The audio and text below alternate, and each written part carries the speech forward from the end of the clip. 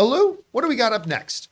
Next up, we've got our Mint Mobile hotline question of the day. To have your voice heard on the show and have your question answered, give us a call at 951-268-4259. Today's Mint Mobile question comes to us from Brianna, who's asking about the Eternals. Hello, John and friends. My name's Brianna. I just had a theory. What if Eternals took place in a different universe from the one that we normally follow within the multiverse? So it would have taken place in a universe that was maybe like adjacent or something like that, but not within the same exact universe. I think that would explain why we don't hear much about the Celestials in any of the other MCU timeline shows and movies. All right, thanks a lot for saying that in, Brianna. And like for those of you who might be thinking, wait a minute, what do you mean your theory, Brianna? Rob was just talking about this yesterday. I just let everybody know that actually that call came in prior to yesterday's show. So full credit to Brianna for that. All right, so this brings up, the reason I selected this one was because it allows us an opportunity to get back to another conversation we had started before the other day. For those who didn't hear, Rob had this really interesting theory that I actually first brought up like a month ago. Yeah. This really interesting theory about Phase 4, that what if all the movies in Phase 4 happen in a different multiverse, where Shang-Chi did not happen in the same universe as the Eternals, and the Eternals didn't happen in the same universe as Spider-Man No Way Home, and so on and so forth, right? And that is a really interesting thing because it does a couple of things. Number one, it explains why you don't feel a big connective, storyline going on in the movies yet, but Kevin Feige insists that we will see it very, very soon. I have a feeling Ant-Man's going to be the movie that really does that. Yep. Ant-Man's going to be the one that shows how all the strings tie together. So, and this new era, whereas the first three phases were known as the Infinity Saga, this era they are referring to as the Multiverse Saga, right? So that theory that Rob had ties very well into those sorts of ideas. Why haven't we heard a lot about each other? All that kind of stuff. Now, I love the theory. I don't think it's what they're doing, but I love the theory. Here's why. I've already talked about why I love the theory. Here's why I don't think it's what they're doing, though. Even if you just look at Eternals, everything that is referenced in Eternals is absolutely consistent with what, I don't even know what to call. I guess you call it the 616. Multiverse stuff is stupid shit, okay? I hate multiverse stuff. It's lazy storytelling.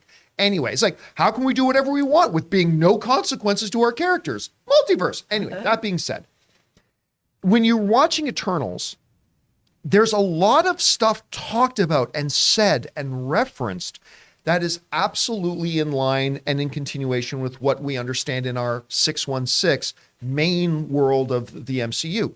For instance, that one scene that was also in the trailer where the Eternals are all sitting down having dinner and they're talking about, well, the Avengers, Steve Rogers isn't there anymore. Captain America isn't there anymore. Who's going to lead the Avengers? And of course, Icarus says, I'll lead them, and all that kind of stuff. All that completely consistent with what we understand about the MCU. And there's several other points in that movie as well that while we don't see other Avengers and while we don't see those other things, they are there and they are mentioned, they are referenced. Now, does that exclude the possibility? Well, in their multiverse, their Avengers also lost Captain America and Steve Rogers.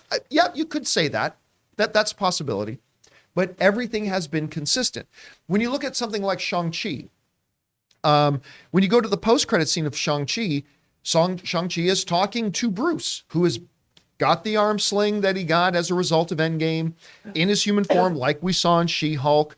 We got Wong there doing Wong things, Captain Marvel there, not the Captain Marvel we saw in Doctor Strange in the Multiverse of Madness, but our Captain Marvel, all that kind of stuff. So while the connective tissue has been, let's call it slight, it has been there and has been fairly clear. Even when you go into Black Widow, like all the stuff that's talked about in Black Widow is completely in line with our understanding of the reality there. So while I love the theory that each one of these projects, that WandaVision, that Ms. Marvel, that all this happened in their all individual universes, I love that theory, and I will not die of shock if we find out this is what Kevin Feige is doing. Because again, Ant-Man's coming up, and I think all the questions are going to be answered in Ant-Man.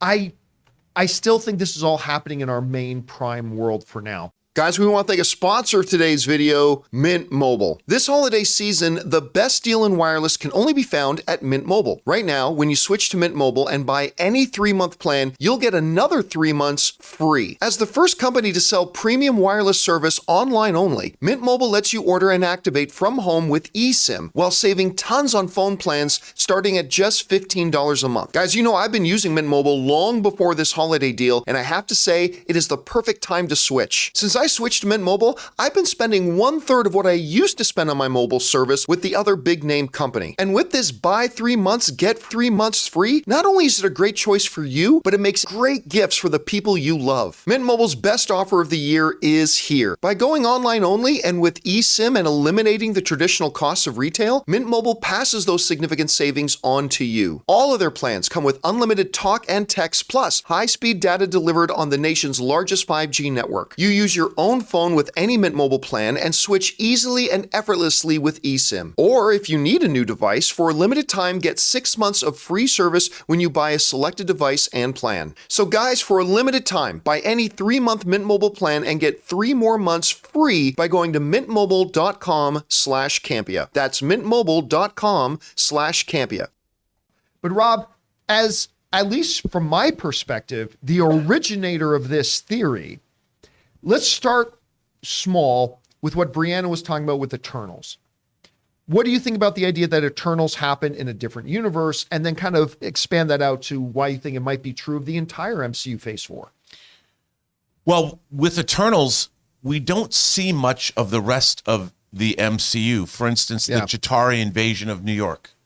You know, where were they? If the Eternals were on Earth, but they did explain it. They did talk about it and reference it, right? Sure. But I just think, look, I believe that after Endgame, as soon as the Avengers went into the quantum realm, borrowed Infinity Stones, things started to happen. We just didn't know it yet. They haven't shown it to us. I don't know what all the connective tissue is.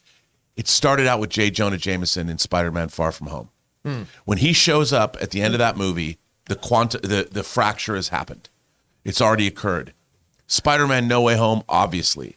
The Ralph Boner thing, that's not Ralph Boner. That's frickin' Quicksilver. They haven't explained where, because you can't later show us Xavier from the same universe. I mean, from the Marvel, all of this stuff, they've been doing stuff all along. And while, people are, well, they mentioned the Celestials in She-Hulk. And they showed up in Thor: Love and Thunder. In Thor: Love and Thunder, because they can be out in space, and that. I think all of these things, what has happened, Loki showed us literally the fractioning of all of this stuff. Yeah, the branching out of all of it. Things, and I think it began in Endgame. We just didn't know it. When they went into the quantum realm and all that, and we're going to find out in Quantum Mania, they're going to set up whatever, it's all going to end with Kang Dynasty and Secret Wars.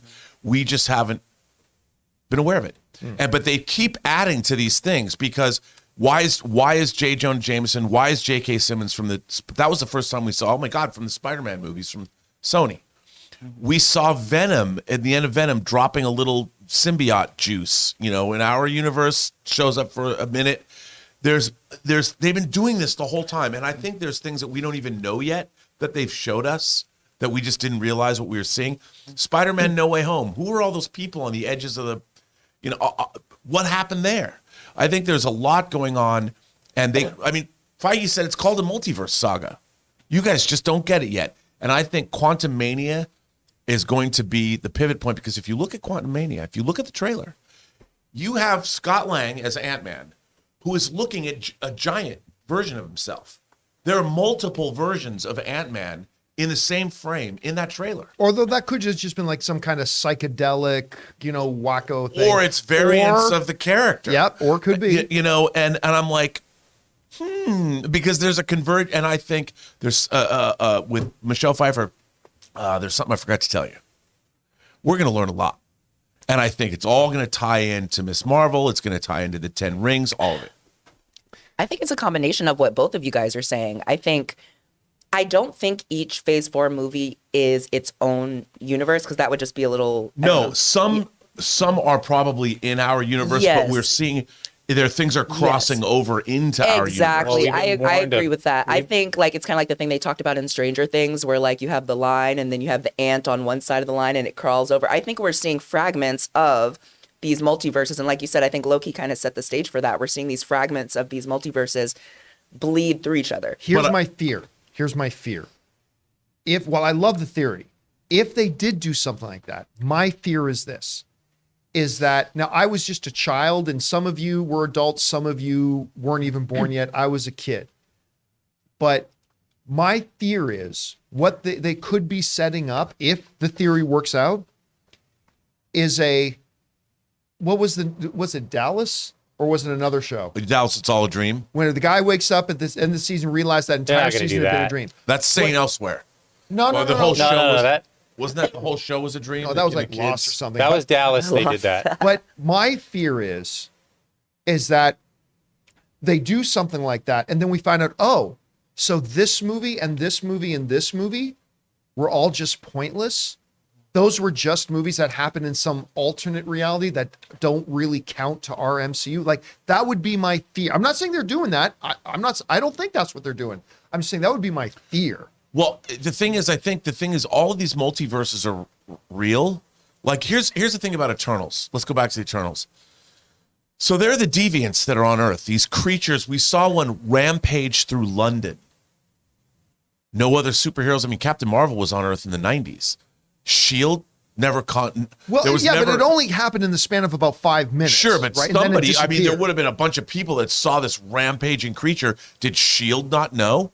Has Nick Fury never, there's these creatures that show up occasionally.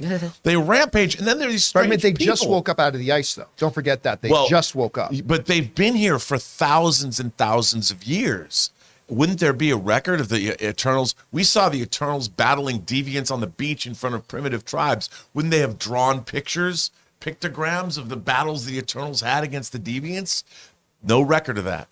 So I think that would be it, because, and what they're going to do is, I only go by stuff like Crisis on Infinite Earths. They're going to collapse the universe into one, and they're going to combine things. That's why I think, dude, we're getting Steve Rogers back, and we're getting Tony Stark Well, back. I've and been we're gonna, saying that for years. I know, but we're going to get him back. But it's going to seem, it'll all work out.